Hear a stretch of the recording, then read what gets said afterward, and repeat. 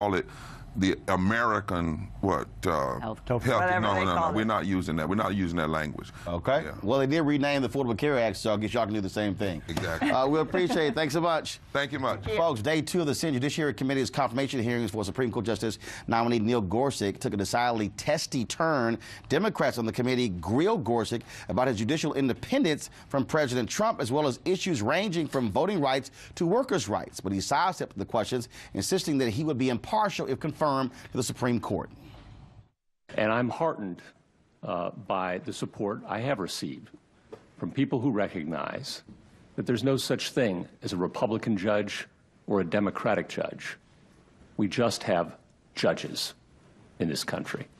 I'm just looking for something that would indicate that you would give a worker a fair shot. I've written 2,700, I participated in 2,700 opinions over 10 and a half years.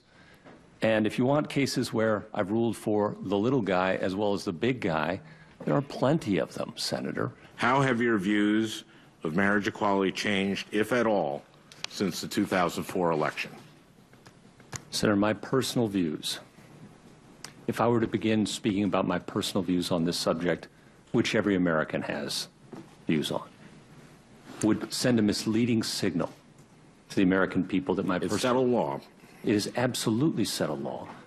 There are a whole bunch of questions that have been asked today that are really asking you to take your legal career and your legal ethics and set them aside and play politician on TV today. And that really isn't your job, and some of this questioning really hasn't been a fruitful use of our time. It's well-meaning to talk about the outcome objectives of a whole bunch of these cases, but I would submit that it's dead wrong. I want to give you just a couple of the questions we've heard earlier today. At different times, how can we have confidence that you won't be for the big guy? At another point, how can we know that you feel for the little guy? This sounds noble, but it's fundamentally a corruption of what the judge's job is. Now, interesting also in yesterday's confirmation hearing, he criticized anyone who criticizes federal judges. Last night, though, President Donald Trump, then in a clear shot at Gorsuch, said he's going to continue criticizing judges. All right, let's go to our panel right now. Dr. Jason Johnson, of course, with the Root also, a professor. We also have Spencer Overton, of course, who is with us, Joint Center for Political Economic Studies, Rena Shabara, Republican political strategist and consultant as well. So, folks, basically, look at the testimony yesterday. It was somewhat of a love fest, Jason. I don't see Democrats, especially those red state Democrats, voting against him. No, they're not going to. And their chance to do something about this was last year when President Obama could have just put Merrick Garland on the Supreme Court and he didn't do it. So they're going to scream and they're going to pout. I don't even think they're going to filibuster again. And Gorsuch's going to get on the Supreme Court. And he's going to support Donald Trump's travel ban. He's going to support everything else Donald Trump wants to do. And the fact that he's charismatic last night and nobody wants to ask him any tough questions is an example of the lack of backbone Democrats in the Senate have. The reality is no Democrat got a good dig on Gorsuch. I mean, nobody got that slam dunk hit and really nailed him. So I think it's going to be a good one here. This is looking good for the Republicans. One marked difference, though, that there was not much mention of Trump, not much saying that, hey, Trump, great job nominating this guy.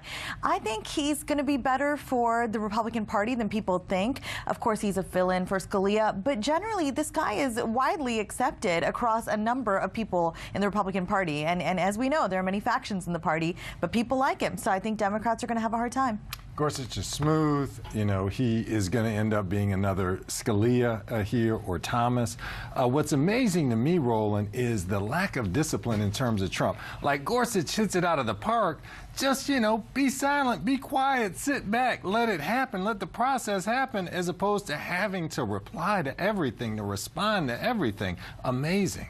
One of the things that also jumps out at me when you look at that hearing there, Jason's point, I mean, it was, like I say, being a love fest, and he was very folksy, and again, that was performance art as opposed to what's the substance. Yeah, I mean, look, I'm sure Hitler gave out Halloween candy, right? But it doesn't mean that he was a nice guy. And at the end of the day, look, you have to look, I think the issue is the Democrats aren't making enough of a fight, even though they know they don't have the numbers. They're not making a big enough fight of this. They're getting calls from their constituents saying, I want you to drag this man over everything. I thought that yesterday one of the most key questions was when Al Franken was saying, hey, where are your stances on gay marriage? Seeing as though you were working in Ohio in 2004 when they had an anti-gay, and he danced around it, he did a soft shuffle, he backpedaled in the Running Man and everything else like that. That's the kind of thing that I think Democrats should focus on, more policy, not just personality. Rena, real quick. One thing that stuck out to me was that he was asked if Trump ever asked him to overturn Roe v. Wade, and he said, no, I would have walked out the room if Trump asked me that.